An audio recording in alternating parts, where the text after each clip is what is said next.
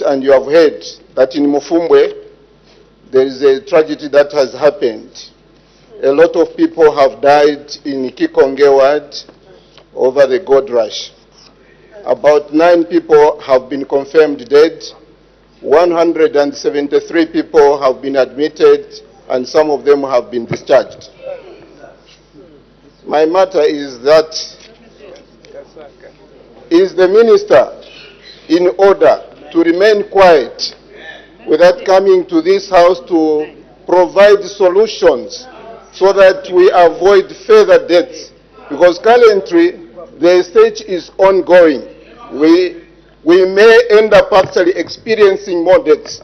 And if this is not brought to book or to stop, a lot of people are going to lose lives because people have kept on going there. This has attracted a lot of people from Zambia and others from other neighboring countries. Thank you.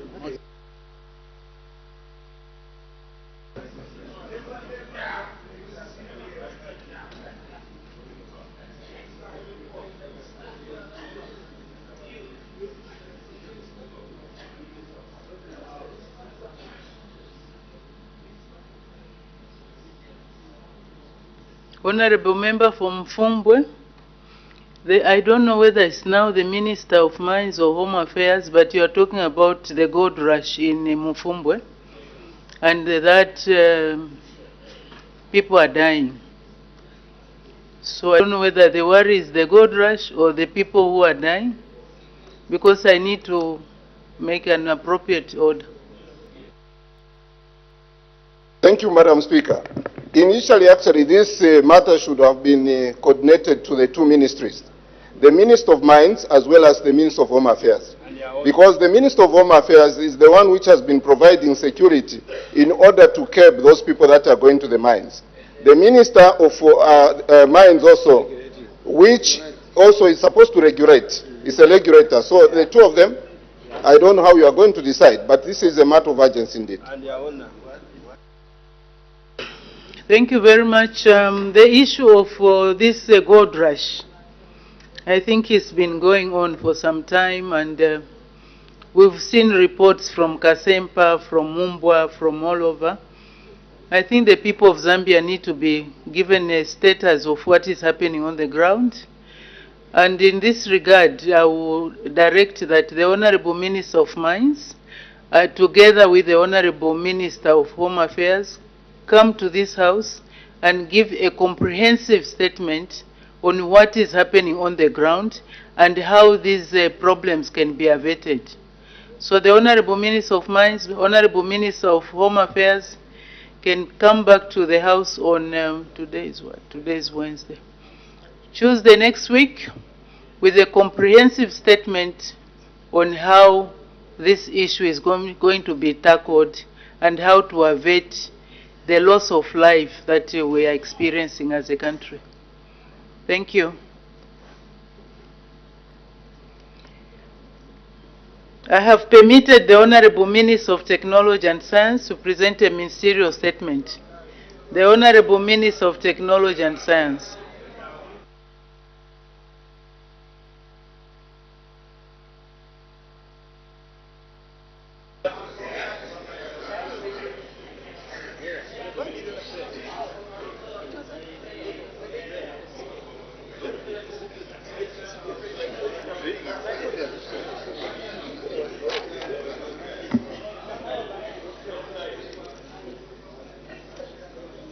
Madam Speaker, thank you for according me the opportunity to deliver this ministerial statement in response to the urgent matter without notice raised by Honorable Fred Chaitila, Member of Parliament for Momba constituency, on Thursday, 13th June 2025.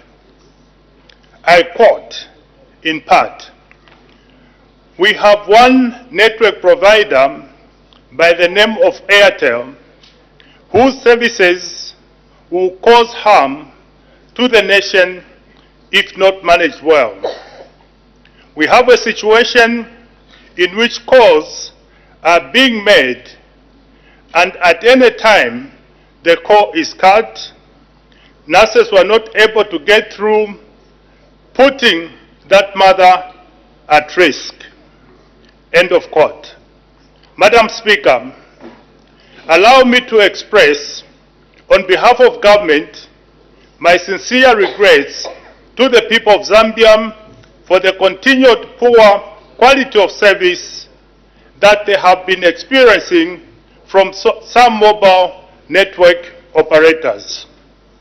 Madam Speaker, as government, our vision is to ensure availability of communication services countrywide to enhance the quality of life of our people in line with the digital transformation agenda.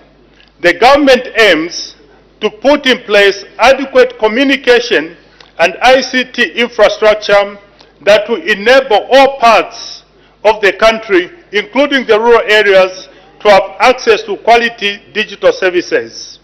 Madam Speaker, given government's desire to deepen universal access, there should be no excuse for exclusion, poor quality of service, especially in an era where mobile communication is critical to the delivery of public service, digital trade, financial inclusion, and education, among others.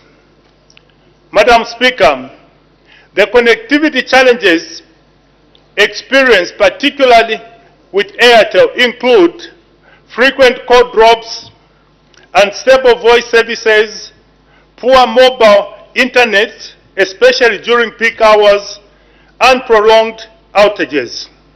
The House may wish to note that the government is deeply concerned. These challenges breach established consumer protection guidelines and serve as a threat to the realization of the digital transformation agenda. In this specific instance, where a prolonged outage was experienced recently, it has been established that Airtel failed to meet key requirements under both the quality of service and consumer protection cause during the outage. Accordingly, Madam Speaker, ZICTA, as regulator, will impose appropriate sanction once its assessment of the outage is complete. This may include financial penalties, mandatory customer compensation, and if necessary, a review of the operator's license condition to ensure that Zambians receive the service quality they deserve. In the case of Momba parliamentary constituency, it should be noted that it is connected by both Zamtel and Airtel. The government is working to implement local roaming to provide redundancy and address the very challenges raised by the Honourable Member of Parliament for Momba constituency. Madam Speaker, given the importance that the government places on communication, the following are the initiatives that are being undertaken by government. Number one, 84 4G communication towers are being constructed, out of which 57 are already on air. 2, 24 towers have been upgraded from 2G and 3G to 4G. And 3, 4G towers will soon be deployed starting this year. In addition to this government intervention, an enabling environment has been created for the private sector to invest in their networks to improve quality of service and availability as follows. Airtel is constructing a total of 352 communication towers and upgrading a further 173 sites to 4G. MTN has pledged to construct 110 communication towers and improve backup power at 835 sites countrywide. Zamtel is also upgrading 1,200 towers from 2G to 4G in a phased approach, with 600 sites currently being upgraded to 4G. Madam Speaker, let me assure the House that the government considers communication services as an essential public utility akin to electricity and water. They are not a luxury, but a critical enabler of economic and social development. The government is committed to 1. Holding operators accountable, 2. Strengthening the regulatory framework, 3. Expanding infrastructure in all corners of Zambia, and 4. Ensuring inclusive access to reliable digital services. Government invites members of the public to utilize ZICTA's consumer complaint platform to report persistent poor service. Madam Speaker, in conclusion, the Ministry will continue working around the clock to address these concerns with the urgency and accountability. Government will continue to engage mobile network operators to ensure that the quality of service is enhanced and, where necessary, impose sanctions to operators that fail to meet set standards. Madam Speaker, I thank you. Thank you very much, Honorable Ministers. Honorable members are now free to ask questions on points of clarification on the ministerial statement presented by the Honorable Minister of Technology and Science. The Honorable Member for Lubaseshi. Thank you so much, Madam Speaker, for the opportunity given to the people of Lubaseshi to ask a follow-up question. And before I go before you, allow me, on behalf of the good people of Lubaseshi, to convey the condolences to our 60th Republican President, Dr. Edika Chagwarungu, and even our former clerk of National Assembly for their demise. May their souls rest in eternal peace. Honorable Minister, issue of network is very, very important because it supports life and business.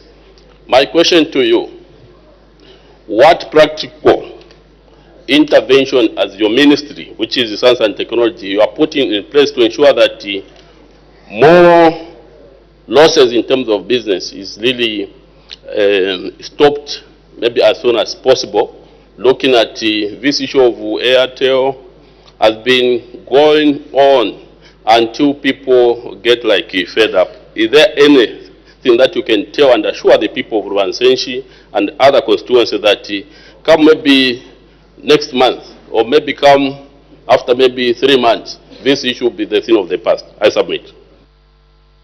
Thank you. The Honorable Minister of Technology and Science. Thank you, the Honorable Member of Parliament for Lubaseshi.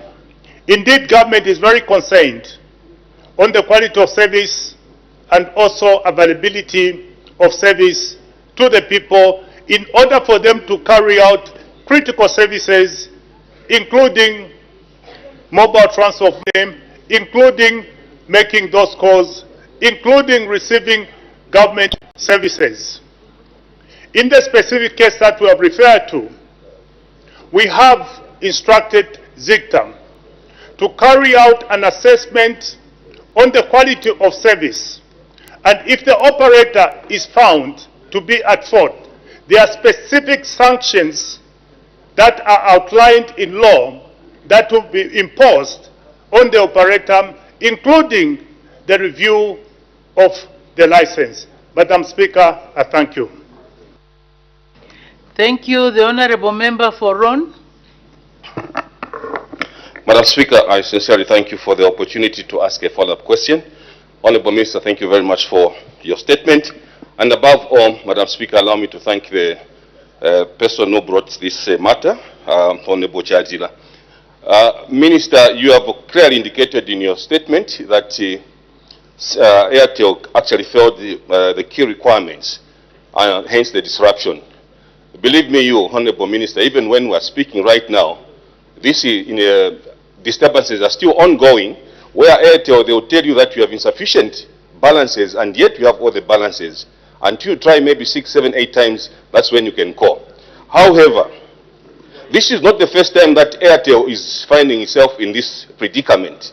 Last time, Madam Speaker, Airtel came out with a screaming headline that they were going to compensate clients who were affected. My question to you, Honourable Minister, amongst the measures or the punishment that you have outlined in your statement, one of them is the financial penalties, and you have gone further to say customers will be compensated financially. I want you to tell this House and the nation how or what criteria Airtel is going to use to compensate these affected clients. They should actually come out publicly and outline the names or numbers of the customers, other than just ending up on giving out the bullet that 4 million, 6 million is going to be compensated to the clients. What criteria are they going to use to compensate the affected clients? I thank you so much, Madam Speaker. Thank you very much. The Honorable Minister of Technology and Science. Thank you for that question. The criteria for compensation, Madam Speaker, is not set by Airtel. The criteria will be set by the regulator in terms of the law, after they have assessed and gotten a report of what occurred. They will then be able to determine the penalty that will be imposed on Airtel. So it is the regulator, ZICTAM, that will be able to set the compensation. I thank you. Thank you. The Honorable Member for Momba. Madam Speaker, thank you very much. Honourable Minister, for your own information, I'm one of the longest members who have a SIM card for Airtel, number one.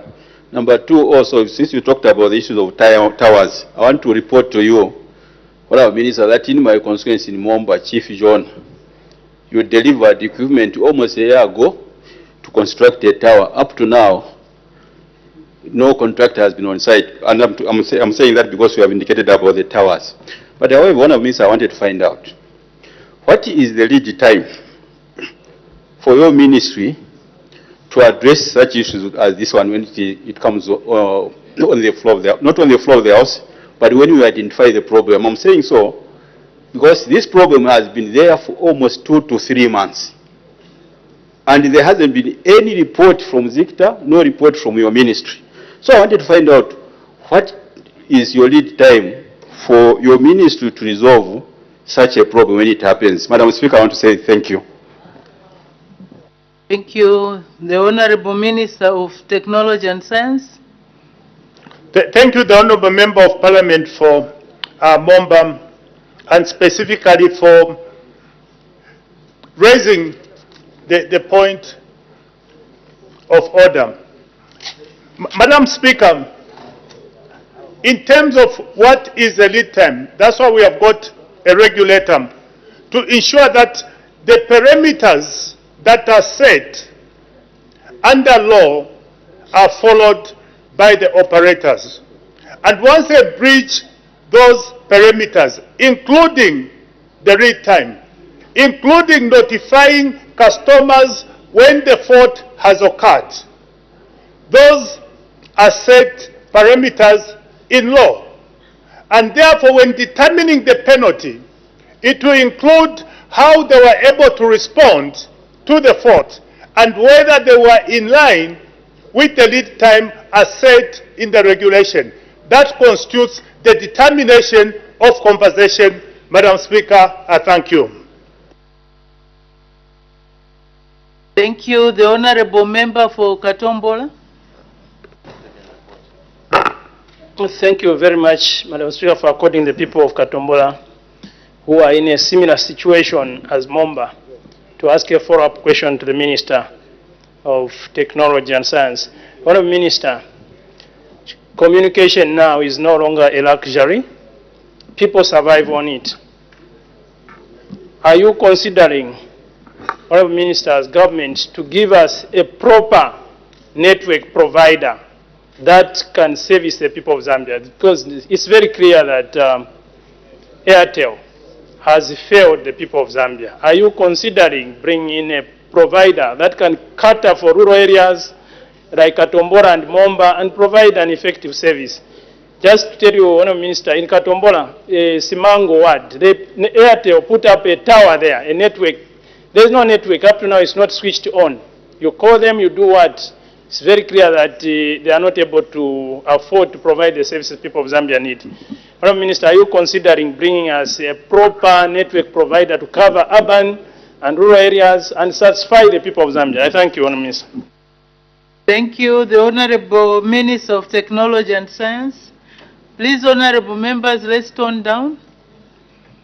Thank you, Madam Speaker, and thank you for that question from the Honourable Member of Parliament for Katombola. In fact, he started by saying that communication is not a luxury. I think it's a necessity. It's just as effective as power. It's just as good as water. It is indeed a way of life. The Honourable Member has asked a question. Are we going to bring in another operator? I think the first thing that we need to do is deal with the situation and deal with those operators that are actually failing to operate. Then we can do whatever we need to do following that. So our first call of action is to cure the challenges and problems that our people from Katombola are facing. I thank you, Madam Speaker. Thank you very much. The Honourable Member for Kwacha. Thank you, Madam Speaker. However, my question has just been taken over by Honourable Andaleki. Thank you so much. Thank you. The Honourable Member for Lukasha. Honourable members, please let's tone down. There's a lot of talking. Grateful, Madam Speaker, for the opportunity also to ask a follow-up question to the Honourable Minister. Honourable Minister, recently Zicta dated the press and assured the customers that the service providers were directed to improve their service. But despite that position, service continues to be poor even after that. Are there any other sanctions that can be meted out now to ensure that not only are we giving service providers a slap on the wrist, but we're also calling them to order to make sure that they improve their service? Thank you, Madam Speaker. Thank you. The Honourable Minister of Technology and Science. Thank you, Madam Speaker, and thank you, the Honourable Member of Parliament for Lukasha. In addition to the statement that was made by Zicta, in the last paragraph, they said they are carrying out an assessment in order to determine the appropriate sanctions and penalties that they are going to levy. So there was a closing paragraph. They are still carrying out that assessment, and it will be the basis for the purpose of carrying out appropriate sanctions. I thank you. Thank you very much. The Honourable Member for Iteji. Thank you so much, Madam Speaker. Minister, while we appreciate the many challenges while we appreciate the challenge you are going through, you've also elaborated some of the measures you are putting across to resolve the network challenges. And you've mentioned that there are 84 towers that will be put up this year. Are these the towers that you assured the members of Parliament on the floor of the House that they will get into the constituencies? Thank you. Thank you. The Honourable Minister of Technology and Science.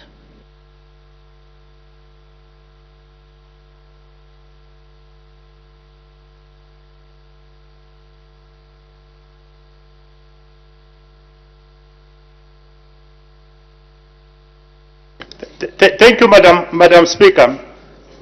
Indeed, the 84 towers that I refer to have already been procured and being assessed, and these are going to be deployed to the various constituencies in Zambia as soon as the evaluation is finished. I thank you.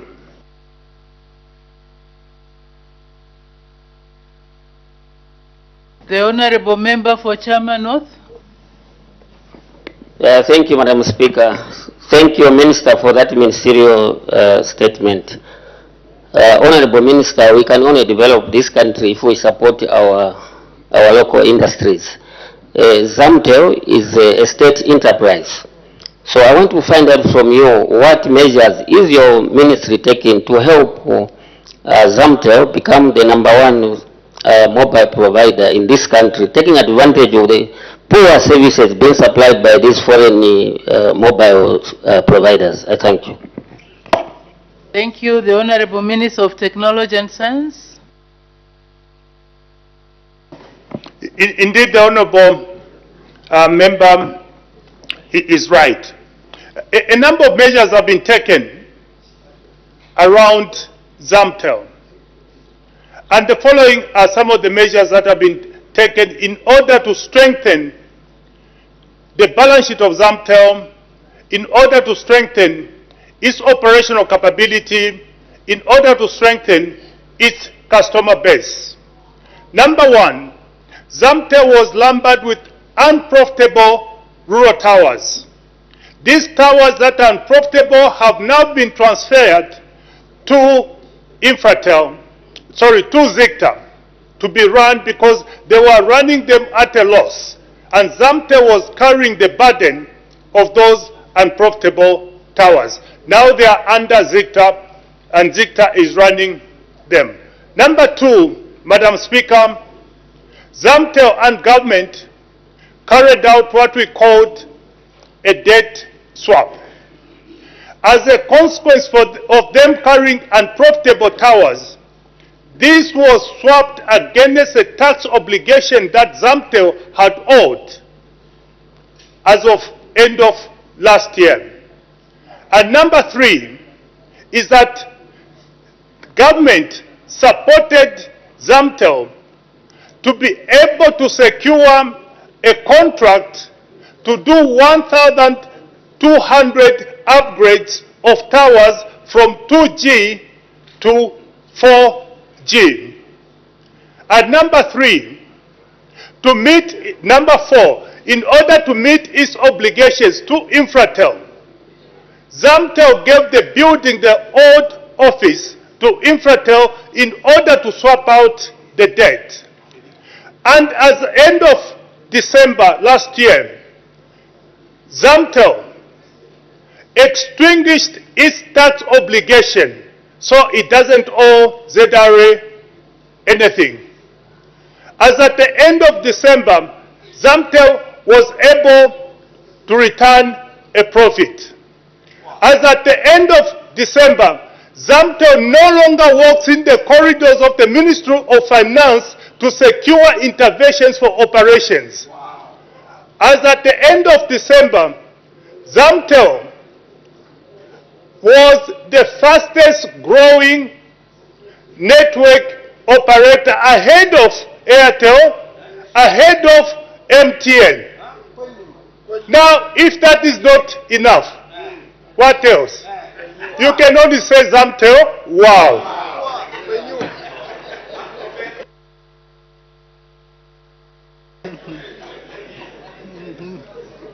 Wow, meaning, because even with the towers it was wow. The Honorable Member from Frira. Madam Speaker, thank you very much. Honorable Minister, thank you for your statement. I must say that your statement, Honorable Minister, has given very little hope to us and many Zambians who have continued to suffer as a result of this poor network. And today we are discussing Airtel, Madam Speaker, but actually this problem affects even these other networks, MTN and also Zamtel. Now, Honorable Minister, this problem requires a paradigm shift in terms of identifying what the cause of this problem in terms of poor network and also the solutions. But as things stand now, Zicta, which is the regulator, I am sure that they have exhausted all measures, punitive measures that they can undertake in order to address the problem. Within the law, they have exhausted the measures. But I was expecting to hear outside the box, so to say, what else should be done. Because the following measures that you have mentioned are still going to be applied within the existing law, which has not deterred the providers from providing poor network. We have not seen that solution. Anything outside the box that will address this problem. I submit, Madam Speaker. Thank you very much. The Honorable Minister of Technology and Science. Thank you. The issue is anything outside the box. First, obviously, there is the law and the regulation, the things that you can do. But before you get to the level of the law, Honorable Member of Parliament, you have to determine whether there is a competent technical solution that you need to employ in order to address the challenge. Now, one of out-of-the-box issues is that we have now permitted mobile network operators to co-locate. So instead of every mobile operator erecting a tower, they will be co-locating on existing tower and therefore expanding the network. Number two, we have also experimented, and it's beginning to work, what we are calling local roaming, meaning that you'll be able to call on Zamtel even if Zamtel has no tower in that particular area. So you'll be roaming the same way you roam when you go abroad. So those are the things that we are doing in order to increase coverage, in order to operate outside the box. I thank you. Thank you very much. The Honorable Member for Kasenengwa. Madam Speaker, thank you very much for the opportunity for the people of Kasenengwa to ask a follow-up question. As a matter of fact, Madam Speaker, the people of Kasenengwa are saying thank you to you for allowing the Honorable Minister to come and answer to why network has been bad. Now, Madam Speaker, there's been assertions out there that one, network is very bad on Airtel, or generally network is very bad, because as a result of this cyber law, government is configuring. I'm talking to the Speaker. I don't want to say Chimutwe here. Madam Speaker, there's been assertions. Order, Honorable Member. Let's be factual. Let's not make suppositions. Let's be factual. I want the Minister to clear this. There's been assertions that why network is bad, it's because government is trying to reconfigure the network so that they can tap people's phone calls. The second one was that government is trying to sabotage Airtel, being a private company, to give advantage to CLZ. Madam Speaker, thus far I have not heard a concrete answer from the Minister why network has been bad. I haven't heard that concrete answer, Madam Speaker. And the people of Kasenengwa would like to hear why network has been bad. As far as we are concerned in Kasenengwa, we have not received a concrete answer from the Minister. May the Minister, Madam Speaker, tell the nation why network has been bad of late. Thank you, Madam Speaker.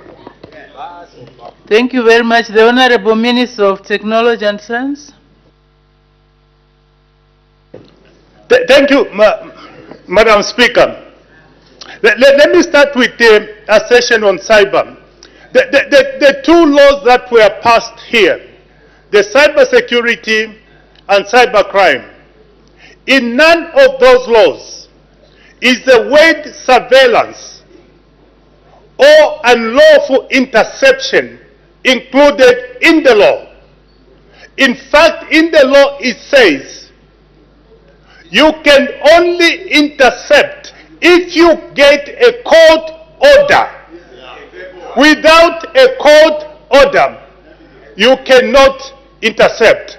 And in order to intercept, you are going to go to a judge, a competent judge, and provide appropriate grounds for you to be able to carry out any interception. That is what it says. In the same cybersecurity law, it has defined what we are calling critical information infrastructure. It includes your mobile payment platforms. It includes your power lines.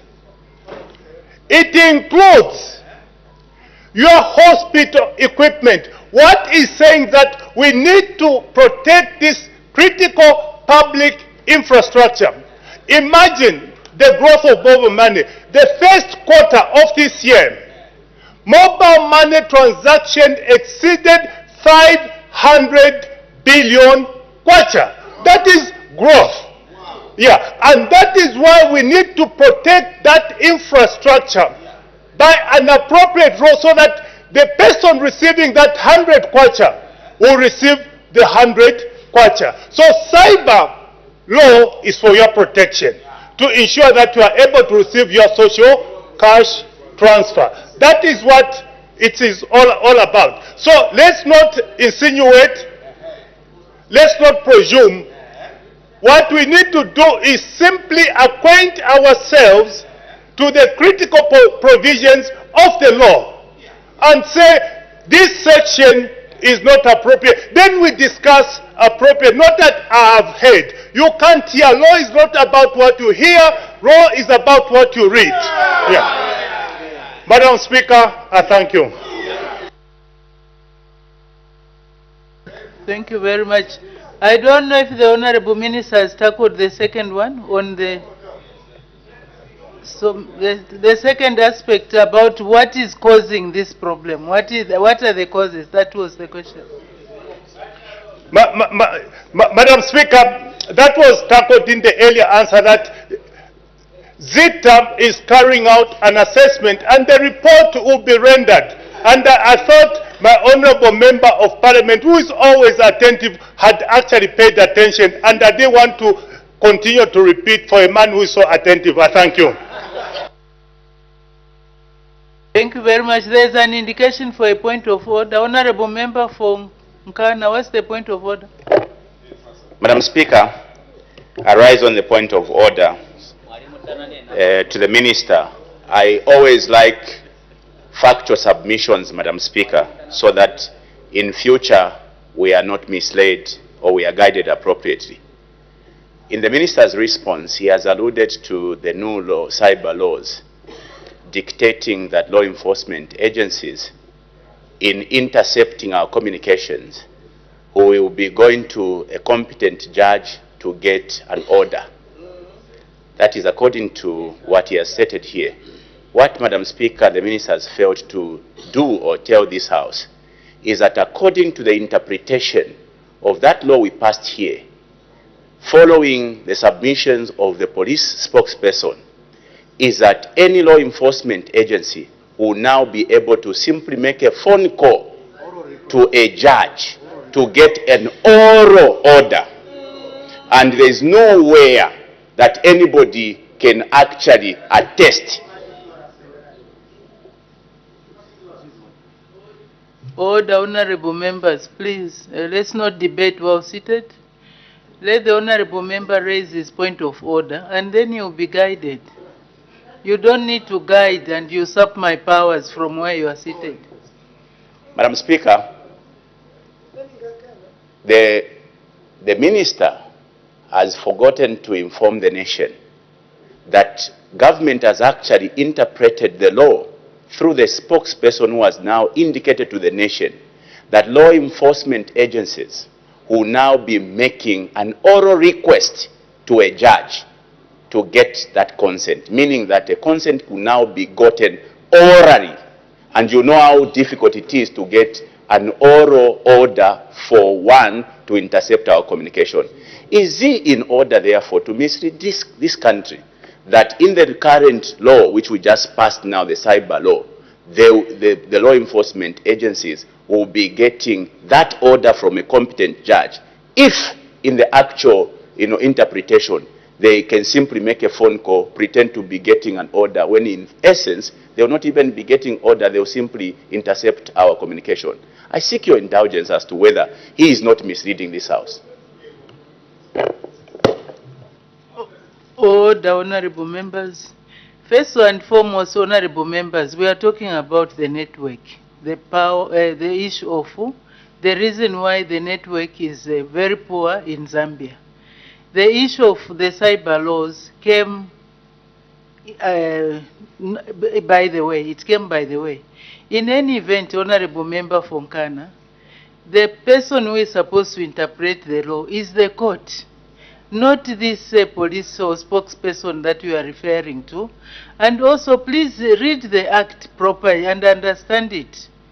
If you want it interpreted, go to court and find out what the correct interpretation is. Let's not make assumptions because we are misleading people. So the Honorable Minister is not out of order. He is in order by providing that explanation because he understands the law. He has read the law. So let's make progress. Where were we now? It was Honorable Member for Kasaningo has asked the question. Now we go to the Honorable Member for Materu. Thank you, Madam Speaker. Madam Speaker, this problem of Airtel is huge, Madam Speaker. Majority of our citizens depend on it for a living, for the medical industry, and to give our constituencies to send money, we use Airtel mostly. So it's a challenge now. We can't send money. There's so much money in our phones, but we can't operate, Madam Speaker. Madam Speaker, I've heard the answers is given, but still I have this question, which is a rider. These phones that we have, sometimes, especially if you have phones like iPhone 19, iPhone 20, 21, when you receive a call, it can tell you there's a delayed echo, or sometimes there's silence. Some of these phones can even tell us somebody is recording your call. Is your government snooping in our calls, recording our calls, listening to our conversation, one of the reasons why Airtel has this problem? Is that the reason why even this saying here, half the time they don't use ordinary calls, they use WhatsApp, because there is no that there is recording? Is there a recording of our calls and partly causing this Airtel problem? Thank you, Madam Speaker. Thank you. The Honorable Minister of Technology and Science.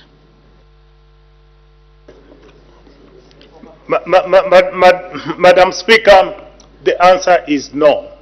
Government is not recording you. Government is not listening to you. It's against the law. And government will be not the first one to break the law. I thank you. Thank you. The Honorable Member for Bangweulu.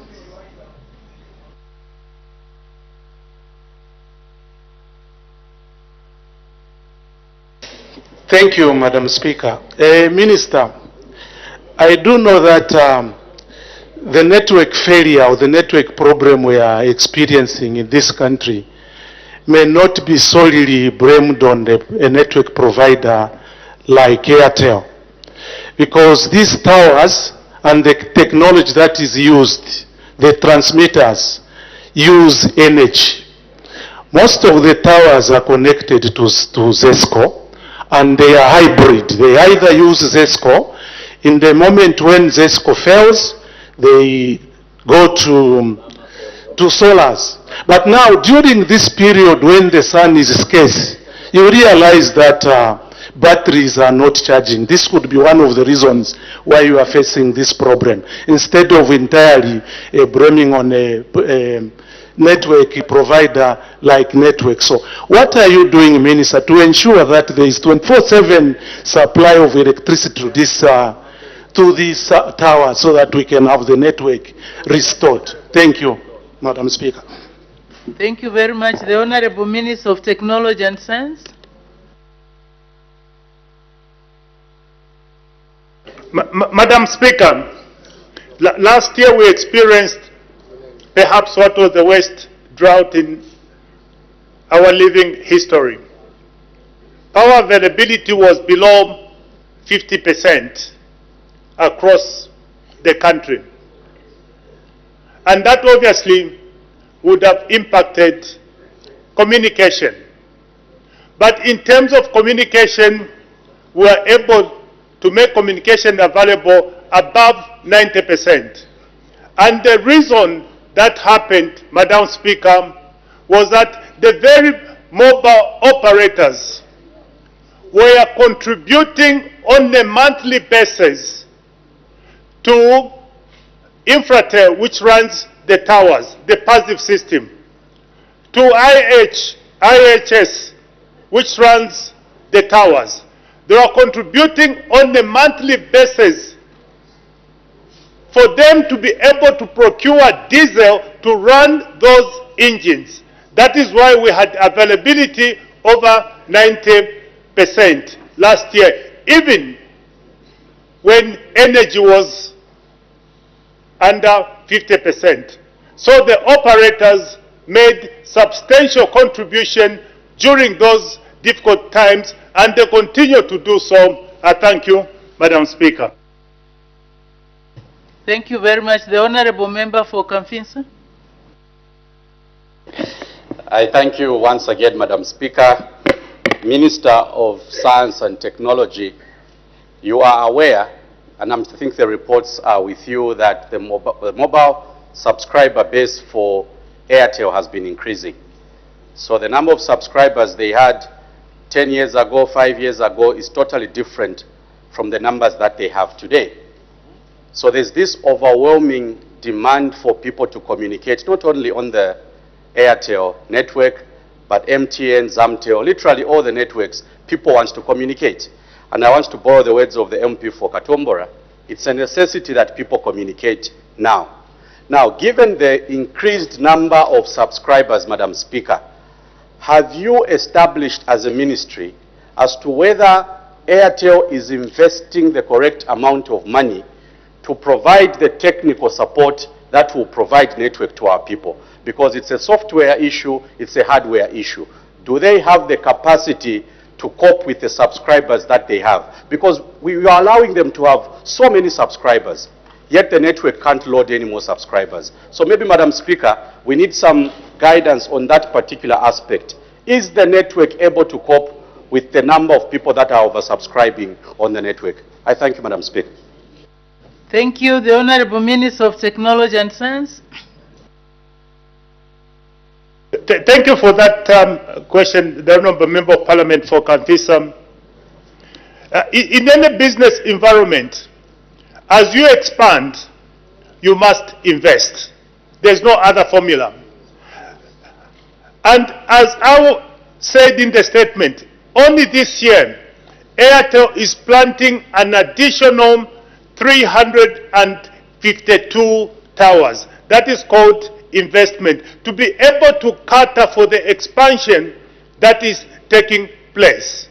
Number two, I also said that we have tested roam-like local roaming, so that even if Airtel is not present in a particular area, you can actually receive service, so that we are able to minimize investment. And number three is what is being called co-location. Instead of every mobile operator planting a tower, if Zamtel has already got a tower, you go and hang your active equipment. So both Airtel, MTN will be able to hang their active equipment on an existing tower. And that is minimizing the cost of investment, so that we continue to keep the price of communication down. So there is an active path to be able to deal with the challenge of the expanding customer base vis-a-vis investment. And that's why, for example, diverting, Zamtel this year is going to upgrade 600 towers from 2G to 4G, so that they can be able to be competitors in the mobile money, space. So that is investment. So investment is driven, one, by the expansion in customers, by the expansion in transaction, and by your own strategic direction. So I can tell you that that is happening. I thank you. Thank you very much, Honorable Minister. We make progress. Have also permitted the Honorable Minister of Water Development and Sanitation to present a ministerial statement. The Honorable Minister of Water Development and Sanitation.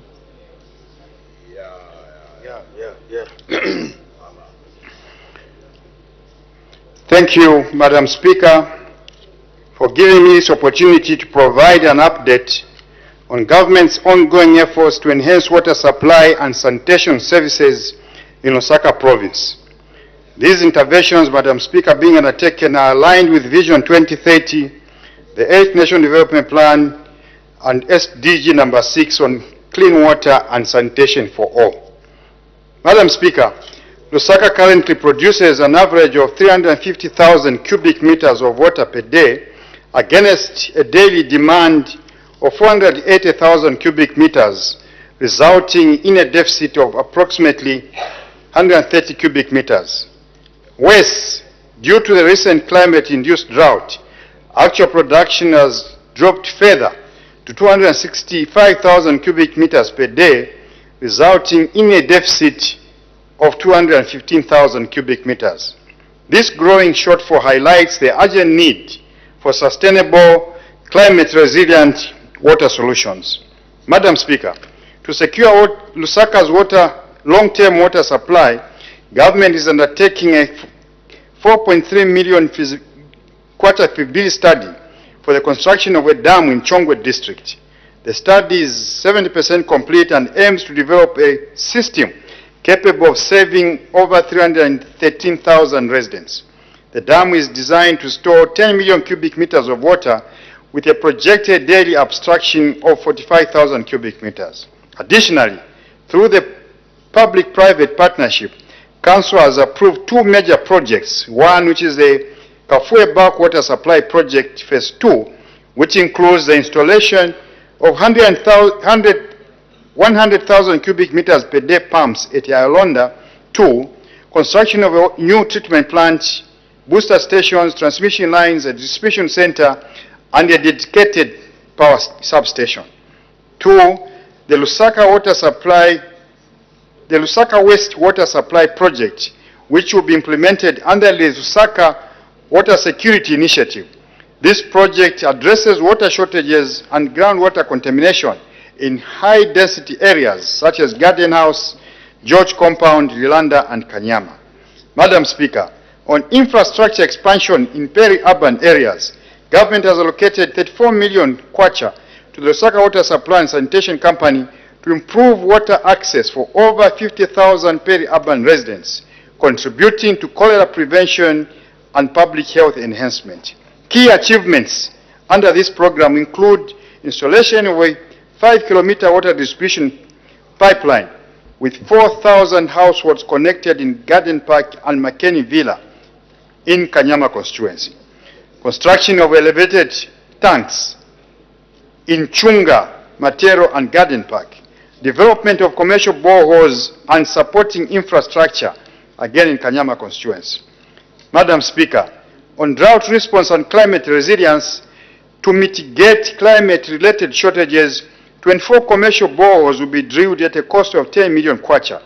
11 have already been completed, benefiting over 80,000 residents in areas including Linda, Bowlen, George, and Silverest. 20 additional boreholes are under construction in George Compound and parts of Konyoma compounds at a cost of 22 million kwacha. So far, 19 boreholes have been drilled with 4 equipped. The project is expected to be completed by July 2025. In Chongwe, a 260 kilowatt solar power system has been installed to run the booster station and boreholes at Margaret Mwachi Warfield to be commissioned by July 2025. Diesel generators worth 2.5 million kwacha have also been deployed to maintain water supply during power outages, which have caused water stress in a lot of areas because of the inner challenges. Madam Speaker, on rural and sanitation service delivery, following the 2018 policy revision assigning rural water service provision to commercial utilities, feasibility studies are underway in Rufunsa and Kafue Rural to identify sustainable options for underserved rural communities. The 2 towns are expected to receive pipe water in 2027. Water quality and monitoring. To improve water treatment efficiency, $430,000 for on-site chlorine generation plant is being constructed at Stewart Park with support from USAID. Construction is nearly completion, and the plant will help reduce dependency on imported and expensive chlorine. Madam Speaker, on sanitation infrastructure and services, as you are aware, current sanitation coverage in Lusaka stands at only 80%. Under the Lusaka sanitation program, aimed at achieving 100% sanitation coverage by 2025, the following achievements have been made. We have since constructed almost 6,000 household toilets in George, Kanyama, and Kwamboka. We have emptied in excess of 18,000 existing toilets, and we are constructing 2 fecal sludge treatment plants at Manchinchi and Matero. Installation of 100 public toilets in 21 schools, 4 health centers, and 5 markets. We are also constructing over 300 kilometers of sewer network, and 20 sewer pump stations have been built, benefiting in excess of 900,000 people. Looking ahead, Madam Speaker, 2 energy autonomous wastewater treatment plants will be constructed in Chunga and in Ngwerere to improve the metering for efficiency and accountability and reduce water losses. Lusaka Water and Sanitation Company has launched a large-scale metering program targeting 64,000 properties. This initiative aims to improve billing accuracy, reduce non-revenue water, and promote water conservation. On community projects under CDF, in line with the decentralization agenda, the Ministry is collaborating with local authorities to deliver community water supply projects through CDF. Examples include a 5 million upgrade of a 2.6 kilometer network in Bauleni in Lusaka Central. The Chinika Ward 6 communal kiosks have been constructed at a cost of 600,000 kwacha and are now serving in excess of 8,000 people. In Kabanana, a 3 million kwacha pipeline connecting groundwater and surface systems expected to benefit in excess of 40,000 people is almost complete. We encourage other members of Parliament to partner with the Ministry to find solutions to water stress in their constituencies. Madam Speaker, in partnership with Fresh Life Zambia, the Ministry is also piloting container-based sanitation systems to protect underground water in Kafue. Up to 200 CBS units will be installed by December 2025 with plans for national scaling up. Additional interventions include mapping of well fields, groundwater recharge zone delineation, hydrosensor surveys, and pollution risk assessments. Madam Speaker, the Shaft 5 well field in Rilai Chilanga, which supplies approximately 22% of Lusaka's municipal groundwater, is also being looked at. To address this, Shaft 25 has been divided into 3 groundwater protection zones and will soon be declared a water resource protected area. And I must add, Madam Speaker, that a lot of areas which are responsible for groundwater provision to many of our people across the length and breadth of this country are being encroached, and our intention is to declare them groundwater protected zones so that they are protected. Madam Speaker, the interventions outlined today reflect government's unwavering commitment to climate resilience, inclusive development, and sustainable service delivery in the water and sanitation sector. These are not merely infrastructure projects. They are essential steps towards enhancing public health, productivity, and human dignity. Allow me, therefore, to express profound gratitude to our Republican President, Mr. Hakainde Hichilema, who serves as the African Union's champion on sanitation and hygiene, and SADC chairman in the fight against cholera, for placing the water and sanitation supply agenda at the center of Zambia's National Development Plan. Madam Speaker, I thank you. Thank you very much, Honorable Minister. Honorable members are now free to ask questions on points of clarification on the ministerial statement presented by the Honorable Minister of Water Development and Sanitation. The Honorable Member for Muchinga. Thank you so much, Madam Speaker, and thank you to the Honorable Minister for a good statement. Madam Speaker, I just want to start by saying that most of the areas that the Honorable Minister mentioned are in urban areas. That's where the ministry is investing in terms of water. Honorable Minister, when are you coming to invest also in rural areas, putting aside CDF? Because in rural areas, that's where we have got chiefs. So from CDF, we are also building palaces. In urban areas where you are putting a lot of emphasis, they don't have chiefs. They are not building palaces. So when are you coming, Honorable Minister? We are waiting for you.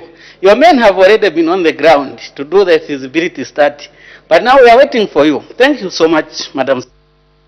Thank you very much. The Honorable Minister of Water Development and Sanitation. Thank you very much for that very important question, Honorable Member from Muchinga.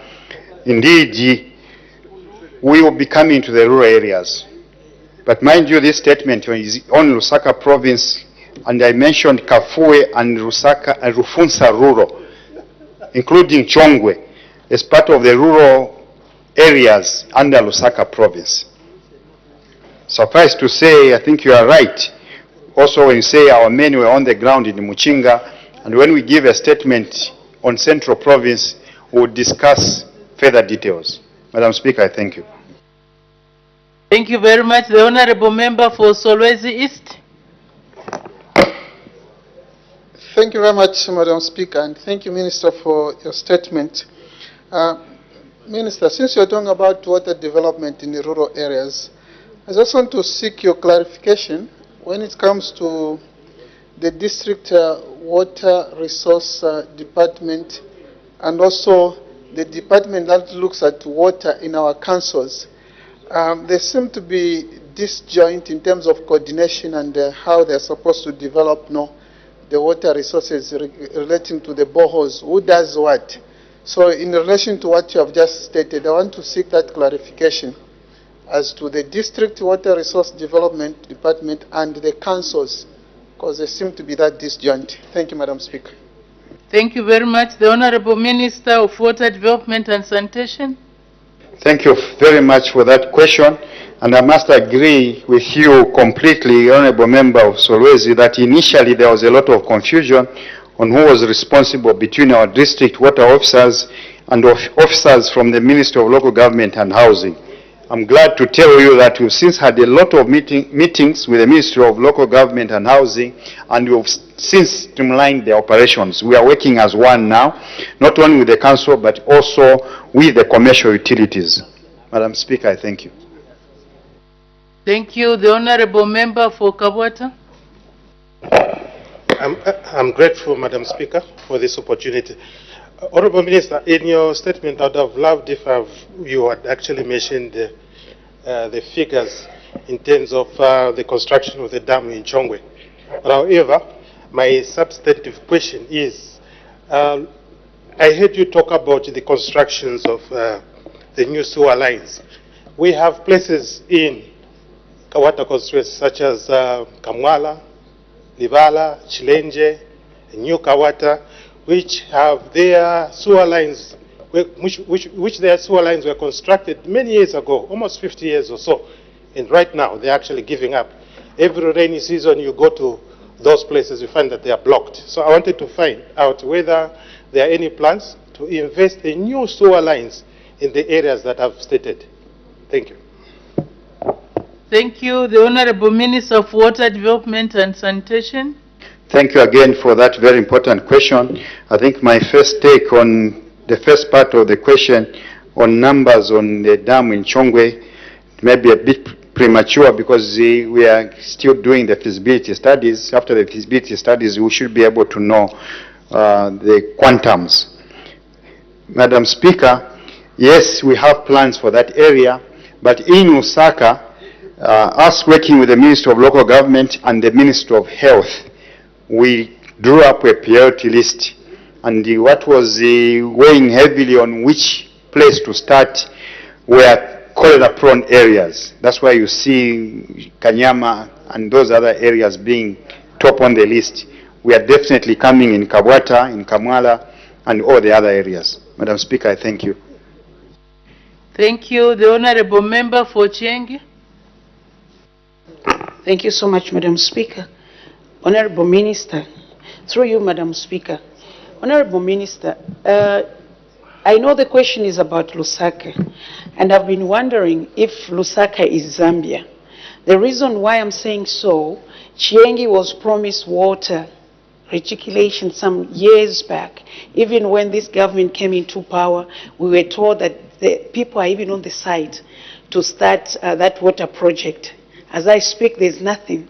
Now, I wanted to find out, just you said you'll be going in the rural areas. I heard that, I think, in your statement. I want to find out, when are the people of Chiengi going to have their water? Though I know this question is about Lusaka. If it's about Lusaka, just here at Zaf Maize area, Chamba Valley, people draw water from Zaf Maize.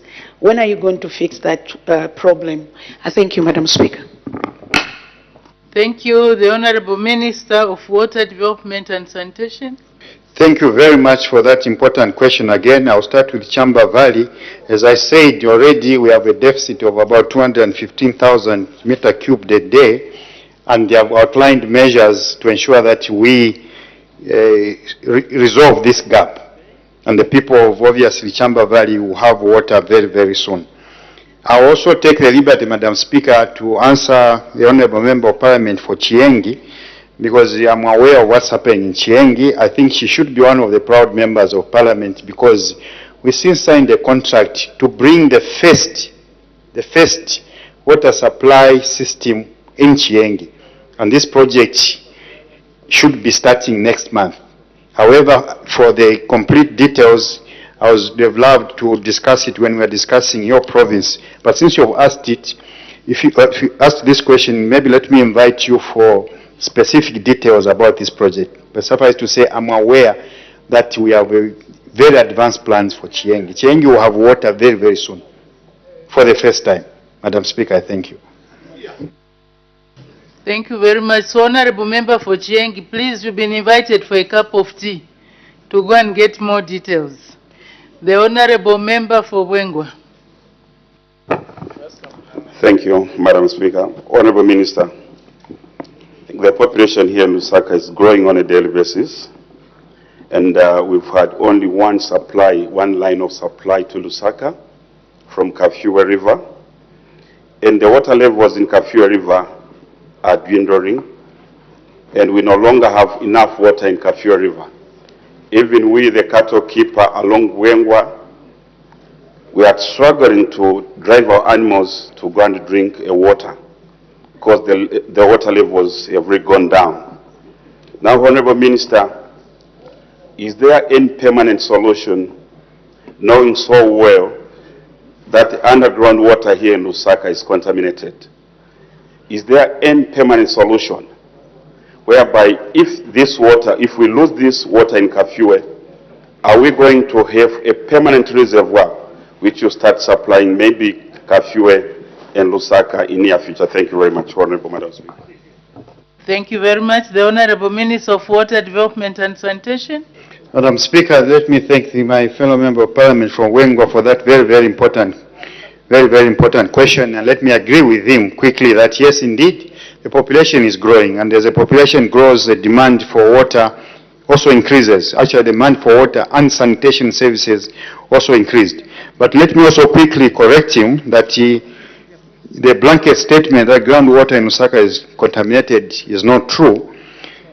Indeed, there are some areas where groundwater may be contaminated, but most of the water we are abstracting for its provision to our people is safe water. Madam Speaker, indeed, this resource is depleting and depleting quickly, particularly the groundwater. In my statement, I mentioned one of our very important well fields called Shaft 5 well field in Ilai, Chilanga district, which supplies approximately 22% of Lusaka's municipal groundwater. Is under pressure from the councils from our people for encroachment. This is one of the areas we want to move quickly and protect it. Under the law, Madam Speaker, Water Resources Management Act, the Minister has power to declare these areas water resource protected areas. And we want to be bold and protect these areas because this resource is very, very vital for our people. Madam Speaker, I thank you. Thank you very much. The Honorable Member for Magoye. Thank you very much, Madam Speaker. Honorable Minister, I want to find out from you, we do have areas like Kanyama, which is densely populated, and there is a challenge of sanitation, just like it is in Kalea in Magoye constituents. What plans has your ministry got in terms of how to help the community in those areas to ensure that they don't drink contaminated water because of a huge number of pit latrines? Thank you. Thank you. The Honorable Minister of Water Development and Sanitation. Madam Speaker, let me take advantage of this question from the Magoye Member of Parliament to call upon all members of Parliament to work very, very closely with us. Our audit has revealed that you do not get maximum benefits by working alone on water and sanitation projects. Kindly approach the ministry or the commercial utility in your area. They will do an assessment, design a system which will be cost effective, but one which will resolve your issues comprehensively. Indeed, there's been low investments in the water and sanitation sector over the years. So this need is big. I can only imagine how big it is in Kalea area of Magoye constituency, because I'm aware that the population there is very, very big. Let me invite you, Honorable Member of Parliament, to come to the office. Let's sit down together and put a bit of money from CDF. The ministry will also put a bit of money so that we come up with an effective solution. Madam Speaker, I thank you.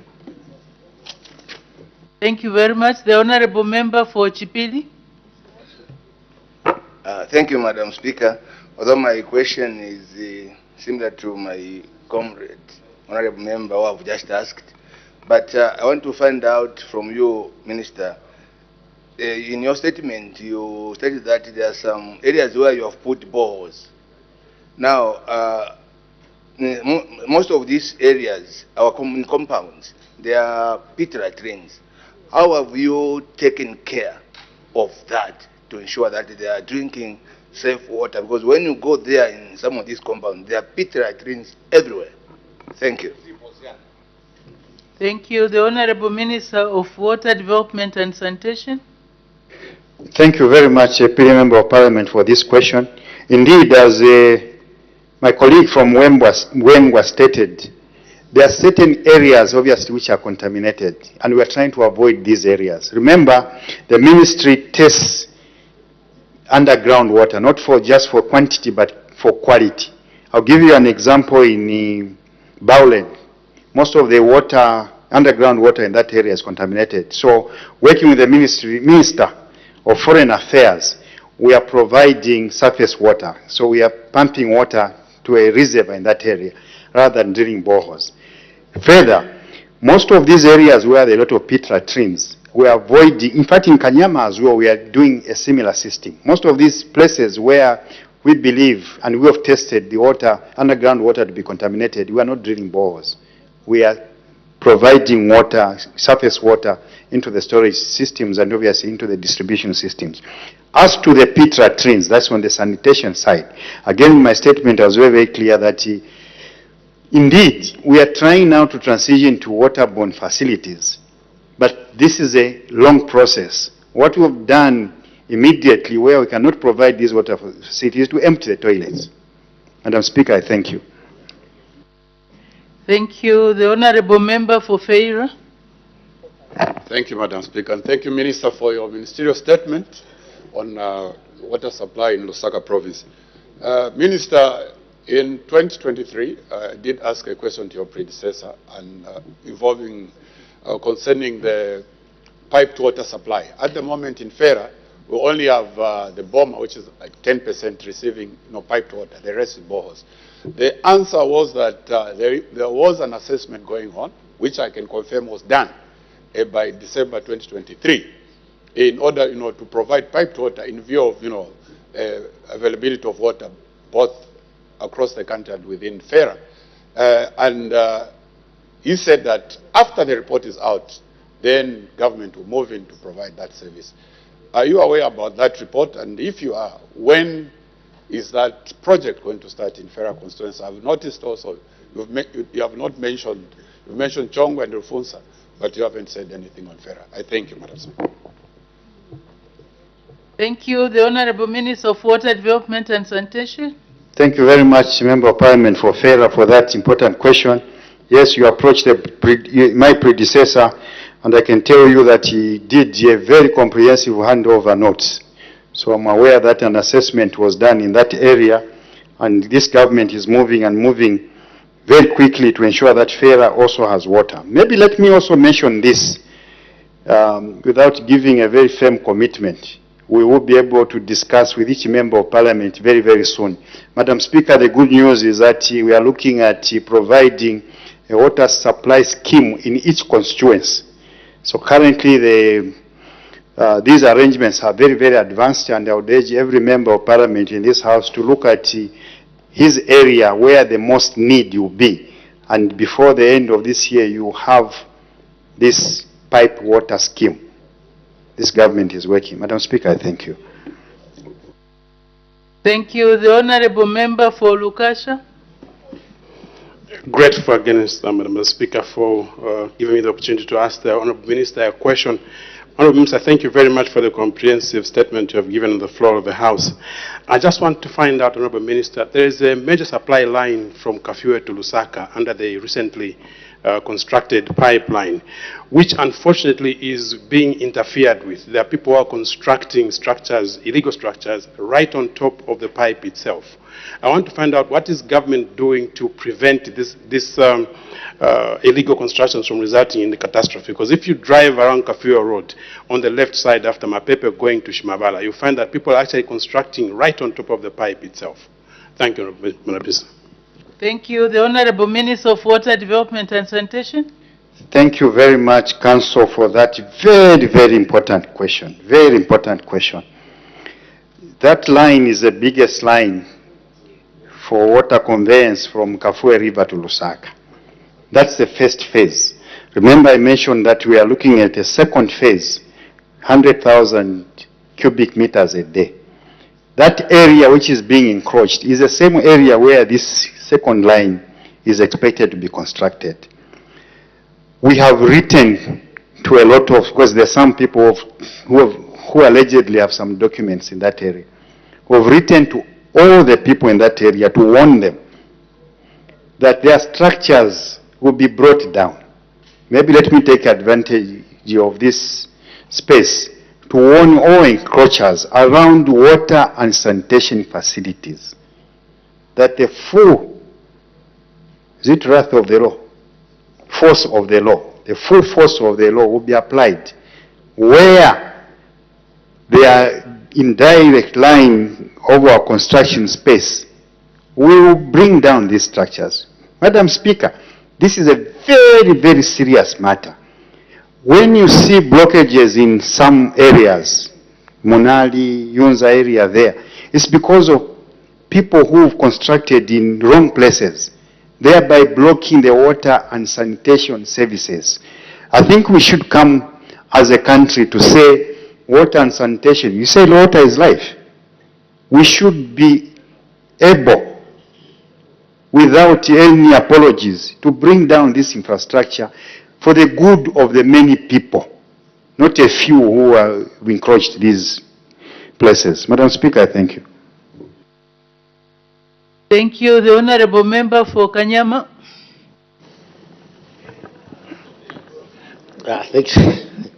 Thank you so much, Madam Speaker. And Minister, thank you so much for your responses. And I want to thank the members who have asked on behalf of my constituents. Minister, talking about collaboration with your ministry in relation to the CDF, Madam Speaker, this has been undertaken, and at the end of the day, we are advised that the ministry is coming up with a program where we sink boreholes, and knowing very well that Kanyama is, water is contaminated. So it's like we are going forward, backwards, over one and the same thing, knowing very well that even if we sank boreholes in Kanyama, water is contaminated, and there's nothing that we are going to achieve. Looking at the cholera issues that are coming into. So my question is, what is the way forward to avoid this? Knowing very well that water there is contaminated, to urge us to sink boreholes. Why not connecting us to the main grid that is, feeding the whole Lusaka? I submit. Thank you. The Honorable Minister of Water Development and Sanitation. Thank you very much for that important question, but let me correct the Kanyama Member of Parliament. Madam Speaker, me and him have drilled in excess of 20 boreholes, which are being utilized in Kanyama. So to state that the boreholes, the groundwater there is contaminated, I think is wrong. We have drilled these boreholes, we have equipped these boreholes.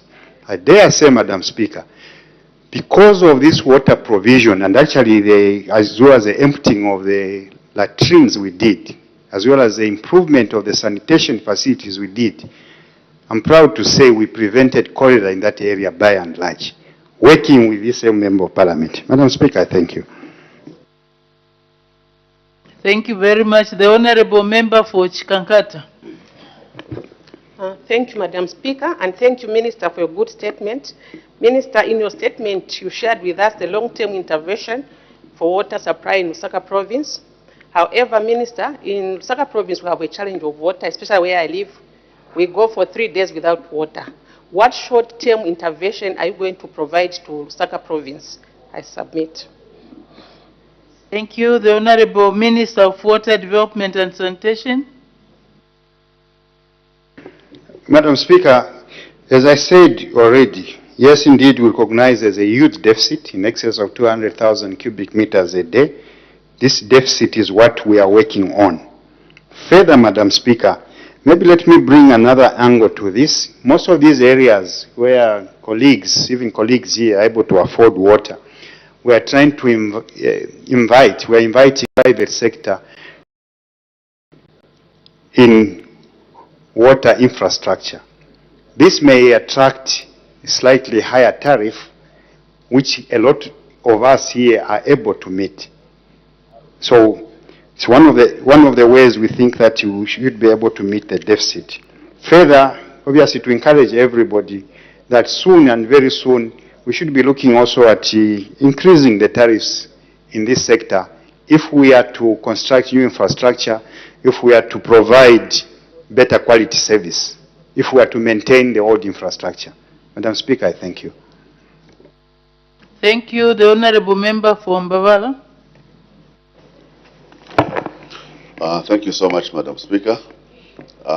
Honorable Minister, thank you for your statement. I wanted to do a follow-up question on the Millennium Challenge Compact Program.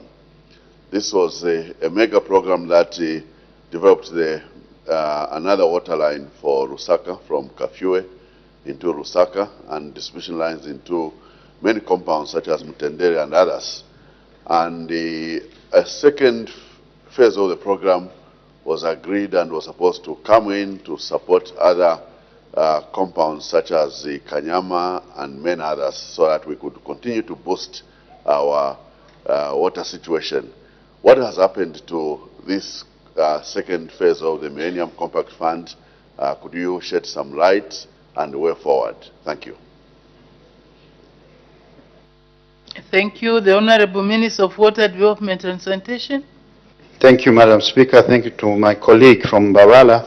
I think in my statement I clearly stated that the Public-Private Partnership Council, I think Honorable Milupi and Honorable Mutati must be in that council, recently approved these two major projects. So we're looking at private sector investment other than other types of financial investments as well.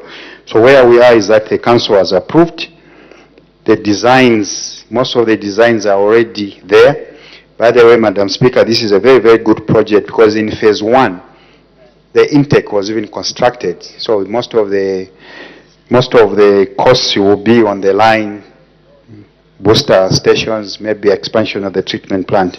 Madam Speaker, I thank you. Thank you. The Honorable Member for Kankoyo.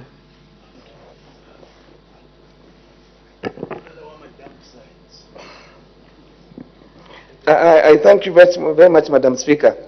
Madam Speaker, every time I'm crossing the Kachua River, despite the rains we had, I'm seeing that the water levels are getting very low, showing that we are going into a time when we are going to experience water levels being very low in the main rivers we use for water and supply.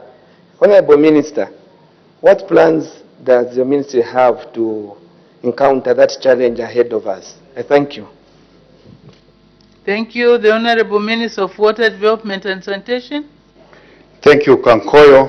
Member of Parliament, I thought you would also say we've done quite well in Kankoyo with yourself. Water supply and particularly sanitation. Most of these mining towns had bad sanitation and we're trying to see how we improve it, particularly in the highly populated areas. And let me also agree with you completely that the water levels are very, very low. I think this was also mentioned by our colleague, the Minister of Energy, Honorable Chikote, yesterday, because now there's stress, there's image stress as a result of water stress. Madam Speaker, we've advanced in revising our water master plan to see where we can do water harvesting. And I will be reporting soon that we've done a lot of dams already across the length and breadth of the country. Madam Speaker, we are also looking at these pipe to water schemes, which I mentioned that we'll be constructing soon. We are also protecting the groundwater resource to ensure that it's not contaminated or that it's not unsustainably utilized. So these are the measures, Madam Speaker, we are making to ensure that the little resource goes across and that is not depleted. Madam Speaker, I thank you. Thank you. The Honorable Member for Namwala. Thank you so very much, Madam Speaker. Through you to the Minister. Minister, is it okay to come up with a schedule on the projects that you intend to do across the country or throughout the constituencies and leave the information with the provincial administration so that either us or the local authorities can still have access to the information rather than all of us maybe queue for the cup of coffee? I submit. Thank you. The Honorable Minister of Water Development and Sanitation. Madam Speaker, thank you for that submission, and I welcome it completely. And that's the reason why we are talking about a master plan. It's also the reason why last time I was on this floor of the House, we talked about this information system. We are updating our database to ensure that we know what bores we've done, where we've done them, what our plans, future plans are. And yes, indeed, I agree with you. We are provincial water officers in all the areas, and we are working very, very closely with them. Madam Speaker, we've supplemented the inefficiencies of our officers, if any, with also the commercial utilities. So in each area where you are, there's a commercial utility in that area. So the commercial utilities, the provincial officers, including the local government officers, are working very, very closely together so that this information goes around in a better manner. Madam Speaker, I thank you. Thank you very much. That concludes that ministerial statement. We make progress. Question for oral answer, understanding order 82. The Honorable Member for Mulobezi. Yeah, thank you very much, Madam Speaker, for giving the good people of Mulobezi this an opportunity to ask question number 324. The Honorable Minister of Lands and Natural Resources.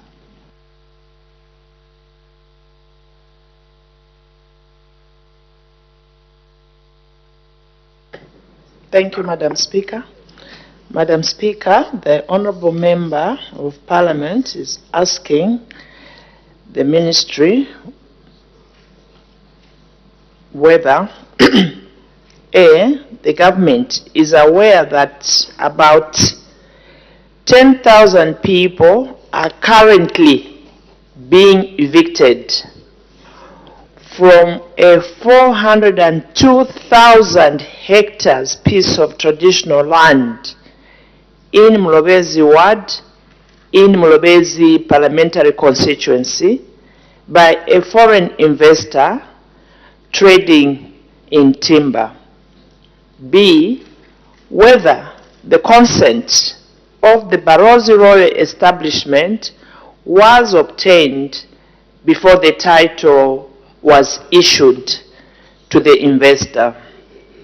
C, if not, whether the government will cancel the title deed. D, whether the government will compensate the people once they are evicted. E, whether there is land available to resettle the people who may be evicted from the said land. And F, what will happen to the infrastructure in the area, such as government schools, hospital, police post, railway line, market, and churches. Madam Speaker, our response to these questions is as follows. Madam Speaker, government was made aware of issues relating to possible eviction of people in Mulobezi Ward, in Mulobezi constituency. However, for us to be able to establish the numbers, a social survey has to be conducted in order to substantiate the 10,000 people being alluded to for purposes of decision making. Madam Speaker, further, the government is not aware of the 402,000 hectares of land having been allocated in Mulobezi district. However, our records show that a certificate of title for subdivision A of Farm/946 was issued in favor of Zambezi Sawmills Limited on a 99-year lease from 1st January 1999. As regards to question B, Madam Speaker, according to the law, when land is being converted from customary to statutory land, there is a requirement for consent from the chief in whose jurisdiction the land in question is in. In this case, we are yet to establish if consent was sought from the Barozi Royal Establishment in line with the said property. As regards to question C, Madam Speaker, should the certificate of title in question be found to have been irregularly issued, government will recommend for cancellation. However, we will investigate, and depending on the outcome, a decision will be made. As regards to question D, Madam Speaker, as noted above, there is need to conduct more investigations before a decision is made on cancellation and also on regarding compensation. Madam Speaker, lastly, I want to, Madam Speaker, as regards question E, as noted above, discussions regarding resettlement can only be made once the legality of the certificate of title is established. At that point, the government will engage the Barroso Road establishment to secure land. Lastly, Madam Speaker, as regards question F, government infrastructure will remain as such. However, we will still need further and better particulars relating to the said infrastructure. I thank you, Madam Speaker. Thank you very much. Supplementary questions. The Honorable Member for Mulobezi. Thank you, Madam Speaker. I just want to find out how soon this investigation they are going to take place, because the investor is pressurizing that the people should move away from that land. How soon can it be done? The Honorable Minister of Lands and Natural Resources. Thank you, Madam Speaker, and thank you, Honorable, for your follow-up question. Madam Speaker, we have, as a ministry, written to the person whose title to help us ascertain the legality of the title. In addition, we are also trying to understand whether at the time in 1999, whether the chief of the area is the same chief today, and whether indeed there was consent or no consent. These are matters that we need to really investigate before any firm decision can be taken. Also, Madam Speaker, the Minister of Lands will be bringing legislation here to deal with some of these issues so that government can have adequate teeth to bite when faced with such difficult issues. Thank you. Thank you very much. The Honorable Member for Chipili.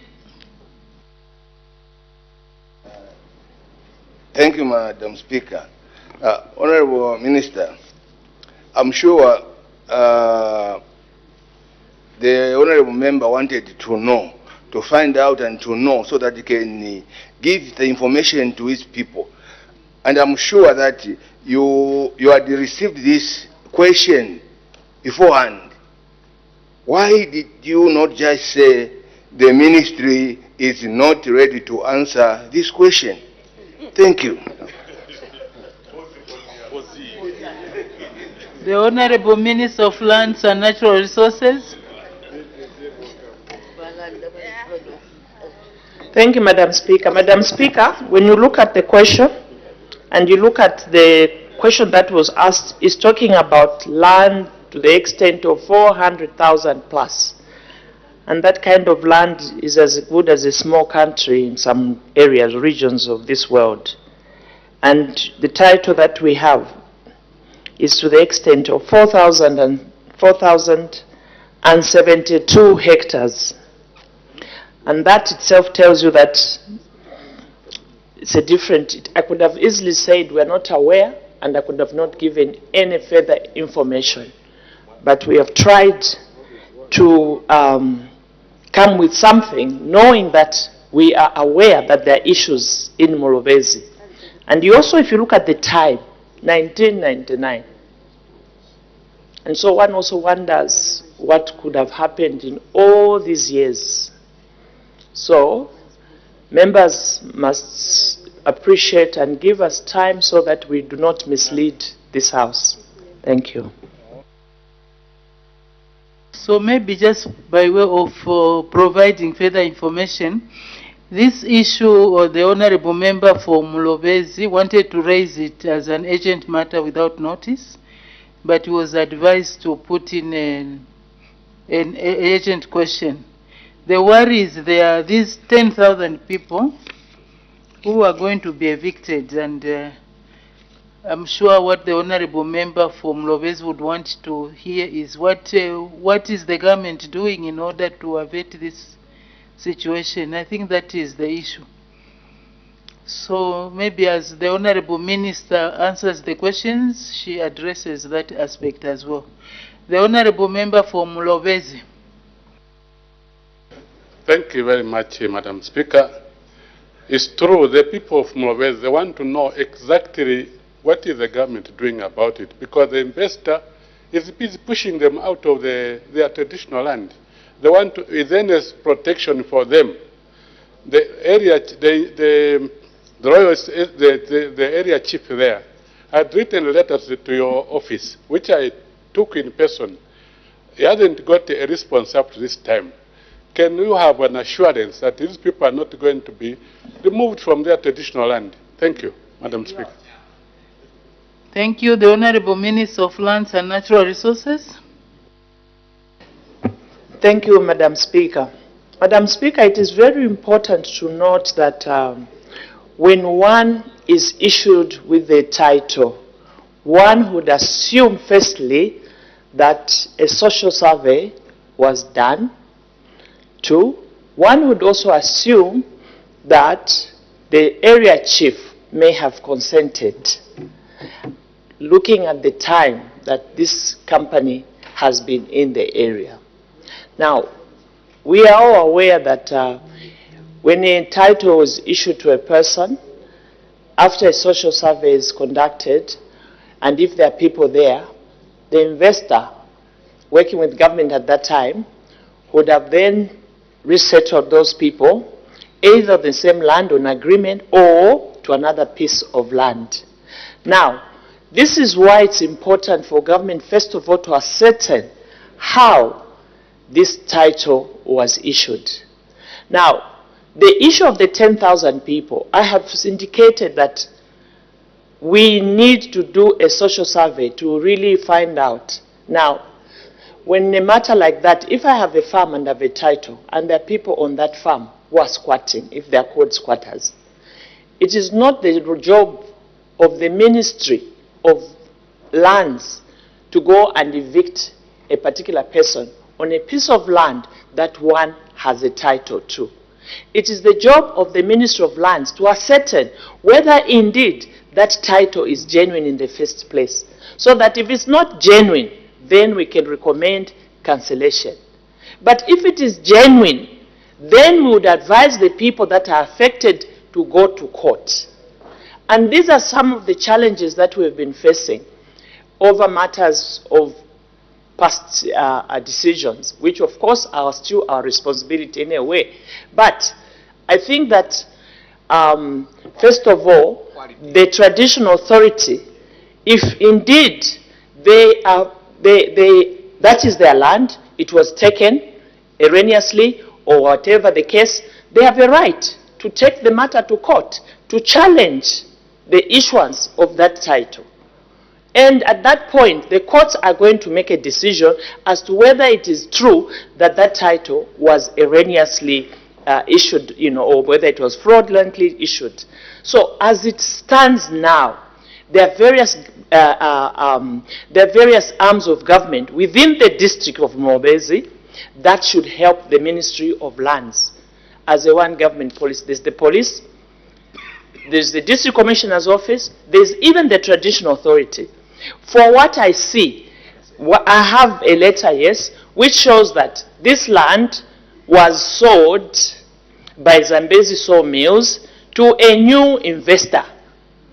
And this new investor now may be the one who is trying to evict these people. So these are issues, Madam Speaker, that sometimes requires legal processes. This is why, at the moment, I have also said that government is trying to change legislation so that when things like this happen, we don't tell people, go to court. We take a decision within the ministry, because then we would have to look at the process and then immediately say, we are cancelling this because there's no chief's consent. In some instances, there's a situation where a chief gives consent somehow, somewhere, but later in the years, they say, we did not give consent. So all these are issues that must be taken into full consideration before I can come to the House and say, yes, we are going to do this. So maybe the Honourable Member of Parliament, if people are being evicted, for example, I'm not sure whether it is my business as Minister of Lands to say stop an eviction. Because it seems to me, from what we are reading within the ministry, that there is a title that was issued in 1999.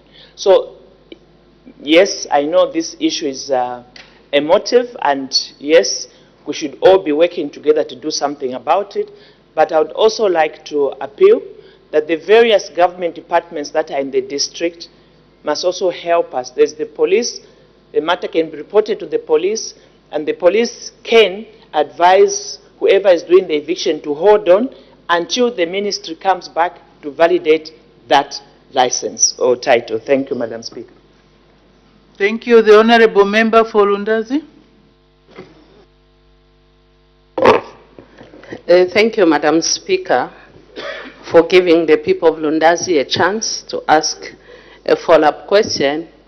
But through you, Madam Speaker, allow me to pass condolences to you, being the head of Parliament, on the loss of our own former clerk, Roy Ngulube, whom you had traveled with. I would want to pass condolences to the family, because this is the first time I'm speaking after whatever losses that the country has suffered. Allow me also to pass condolences to our former head of state and the family, who is Dr. Edgar Chagwalungu, and we pray that the family should really find closure to whatever is happening to them at the moment. Madam Speaker, the question by the Honorable from Mlowezi brings in a bit of a challenge on who comes first. Is it an investor or the Zambians? Here, they are talking about 10,000 Zambians and maybe just an investor.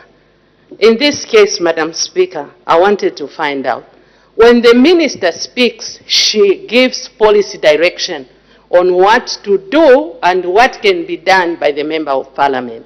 I'm sure the time Mlowezi MP brought this question was for him to seek some quick solutions whilst the other solutions are being sought. The question that I have for you, Honorable Minister, are you in a position to give a statement that will help the people in Mlowezi to put eyes on this investor so that he can hold on to his appetite of developing the area? Especially there is a rail line, there is a hospital, there are clinics, and there are schools. Because what you say is what will help our brother there to go and speak when he goes. I submit, Madam Speaker. Thank you very much. The Honorable Minister of Lands and Natural Resources. Thank you, Madam Speaker. Madam Speaker, it is exactly for that reason that what the minister speaks becomes policy, and it's a government assurance that I have to ensure that, first of all, I do not mislead this House. Secondly, I do not commit government to something that I'm not fully, that I've not fully understood to that extent as to what is on the ground. Okay? And remember that these people have been there since 1999. Remember that this Zambezi sawmills has been operating with all these people. We are being told there are also government structures. So, just that tells you that I need to understand exactly what is on the ground. As regards the 10,000 people that are being evicted, they have rights. And when you have a right, you feel somebody is tampering with your rights, there is the police that you go to report a matter to. It does not mean the minister can come here and say, stop. Suppose that company has a court order. Let's assume, because I don't know the facts. I don't know the full facts. That's why I've said the matter is under investigation. We want to interview the original owner. We want to interview the new owner. We want to interview now, even I'm told there's a receiver who is now coming with his new rules. So all these, you can tell that there's some court process that have maybe taken place, because we've also heard that the receiver was appointed because some money at the bank over the same piece of land. So please help us to ensure that we do not make a mistake which will be used against the government or against the people of Mlobezi. Thank you. Thank you very much. From what I can hear is that, from my assessment, is that the question has not been sufficiently answered, because the Honorable Minister needs some time to go and look at them for more details. So I think what we can do is we can defer the question so that the Honorable Minister is given sufficient time to come back. Because when you look at this question, 402,000 hectares, I don't know whether this actually would be subject of that title deed. The 4,000, because 402,000 hectares, not even the only with the authority of the President. So can we just go and find out the full details so that the Honorable Member for Mlobezi is assisted? So I don't know, Honorable Minister, how much time would you require?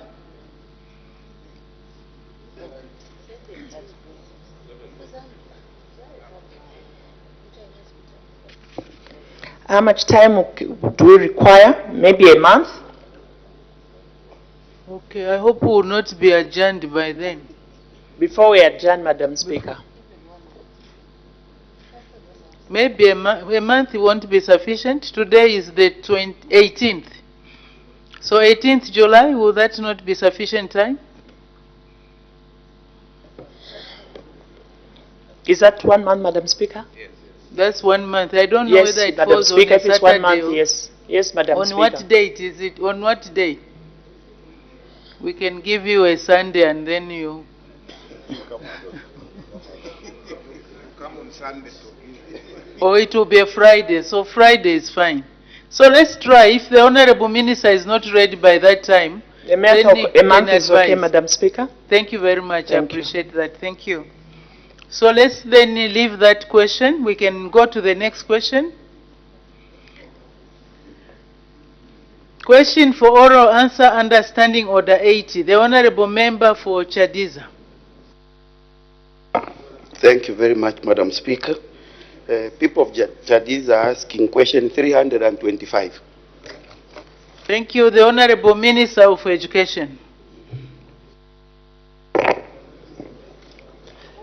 Thank you, Madam Speaker. Mr. Daka of Chadiza is asking the Minister of Education the following.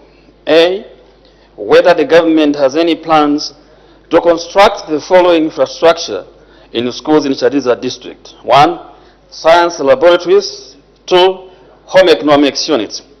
B, if so, when the plans will be implemented. And C, if there are no such plans, why? Madam Speaker, I wish to inform the House that A, yes, the government has plans to construct science laboratories and home economics units in schools in the Chadiza district. B, the implementation of these plans has already commenced with Karimba Day and Chanida Day secondary schools in Chadiza district having been equipped with science laboratories and home economics facilities. And C, in light of the response in Part A, Part C is not applicable, as the government has already taken steps to construct the necessary infrastructure. Madam Speaker, I thank you. Thank you very much. Supplementary questions, the Honorable Member for Chadiza. Honorable Minister, I thank you for that statement with regard to the response that you have given to this particular question. However, the situation at hand, Honorable Minister, in case you are not aware, out of the 22 secondary schools that we have, only one school has got these facilities. Kalemba and Chanida are just an addition to those, and you know very well they are just under a new program which is coming from the World Bank.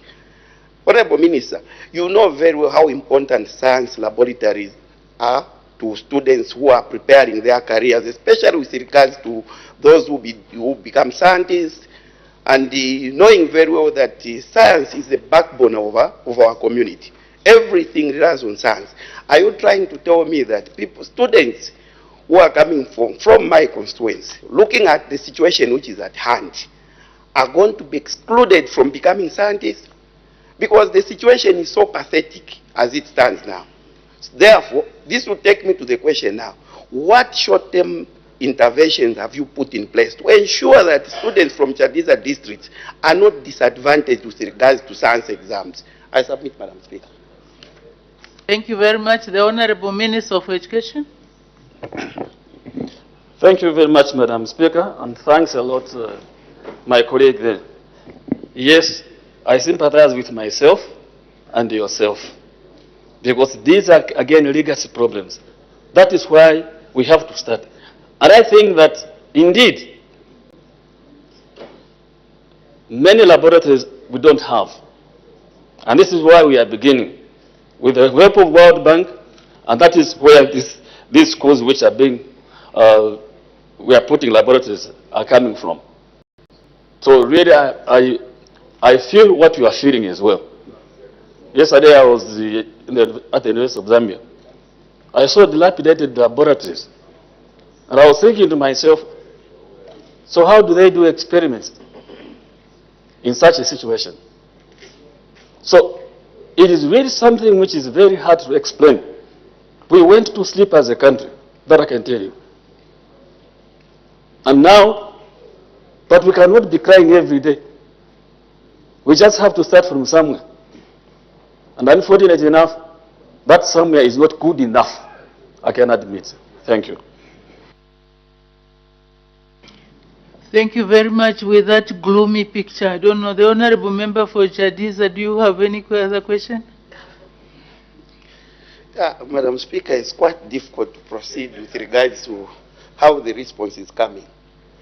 Because our students in Chadiza have to take exams in science subjects. And there are no laboratory facilities. What sort of performance would you expect from them? It's unfair. Because this status has been there, Madam Speaker, since, I don't know. Therefore, I wanted just to hear from government what short-term intervention they have put in place so that our students could have where to start from. Because the way it is now, I don't think we would expect anything from them with regards to taking science exams. It's quite disappointing, Madam Speaker. Thank you very much. Eastern Province, you are even better. What about Western Province? The Honorable Minister of Education. Thank you, Madam Speaker. What I can just do as of now is to go to our National Science Center to find out what they can do in the short term. But in the long term, we've just begun. I mean, if you have the kids taking science and then they don't have laboratories, how do they become doctors? So I think as a country, we went to sleep, I must admit. So I hope that I can find something from our National Science Center. Maybe we have these which they call lab kits, which they take to schools. Thank you. Thank you very much. We need to do something more, really. The next question, the Honorable Member for Kalabo Central. Thank you, Madam Speaker. Question number 325. Thank you. The Honorable Acting Minister of Green Economy and the Environment.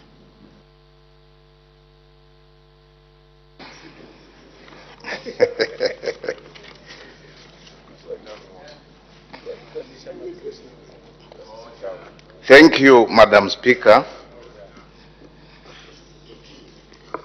Honorable Chinga Meyutu, Member of Parliament for Kalabo Central, has asked the Honorable Minister of Green Economy and Environment the following questions. A, whether the government has any plans to recruit forest guard officers in order to enhance conservation of forests countrywide. B, if so, when the plans will be implemented. C, how many officers are earmarked for recruitment, and in D, if there are no such plans, why? Order. As the time is 16:40, I suspend business for 20 minutes for a health break. I know the minister was waiting for that.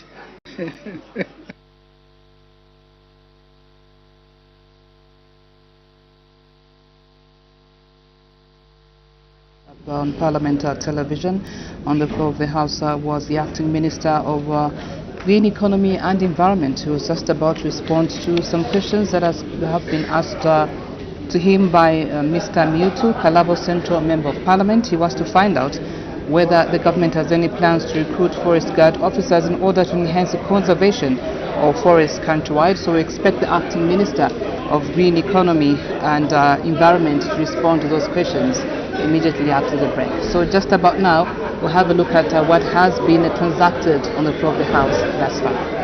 Yes, when business resumed at 14:30, Madam Speaker did make some announcements. In the first announcement, Madam Speaker recognized the presence in the public gallery of visitors from John Howard Seventh-day Adventist Church in Lusaka District. Madam Speaker, on behalf of the National Assembly of Zambia, warmly welcomed the visitors to the National Assembly.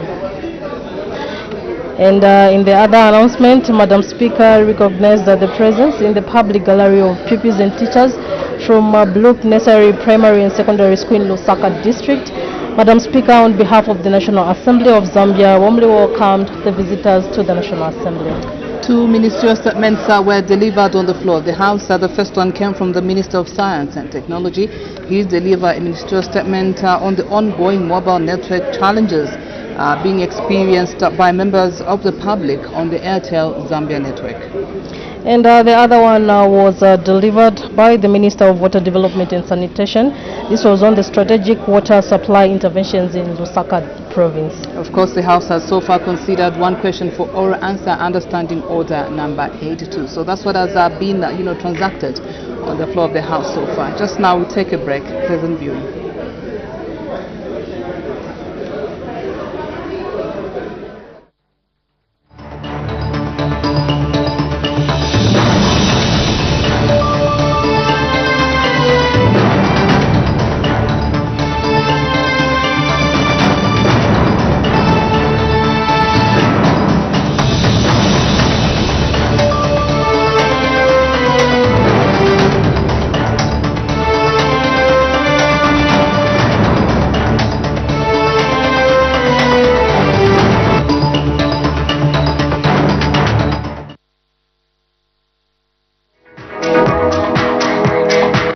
A number of members of parliament have served in this house dating as far back as 1960s. Others used to sit on the